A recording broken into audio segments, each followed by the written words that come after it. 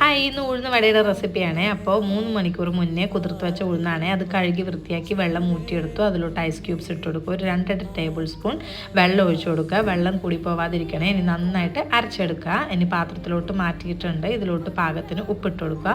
ഇനി ഉഴുന്ന് വട നല്ല ക്രിസ്പി ആയിരിക്കാൻ വേണ്ടിയിട്ട് 1 ടേബിൾ സ്പൂൺ പച്ചരി, 1 ടേബിൾ സ്പൂൺ ഉഴുന്ന് നന്നായിട്ടൊന്ന് വറുത്തെടുക്കുക. ഇപ്പോൾ ഇത് കളറൊക്കെ മാറി വന്നിട്ടുണ്ട്. ഇനി ഇത് പൊടിച്ചിട്ട് നമ്മൾ ഉഴുന്നിൻ്റെ മിക്സിലോട്ടിട്ട് കൈ വെച്ച് 10-15 മിനിറ്റ് ഒന്ന് മിക്സ് ചെയ്തെടുക്കുക. എന്നിട്ട് ഇത് അടച്ചു വെച്ചു. ഇനി നെക്സ്റ്റ് ഡേ രാവിലെയാണ് ഞാനിത് ഉണ്ടാക്കുന്നത്. ഇതിലോട്ട് ഉള്ളി, ഇഞ്ചി, പച്ചമുളക്, കറിവേപ്പില, കുരുമുളക്, ഇച്ചിരി കായത്തിൻ്റെ പൊടി ഇട്ട് നന്നായിട്ടൊന്ന് മിക്സ് ചെയ്തെടുക്കുക. ഇനി എണ്ണ ചൂടായി വരുമ്പോൾ വെളിച്ചെണ്ണയാണ്.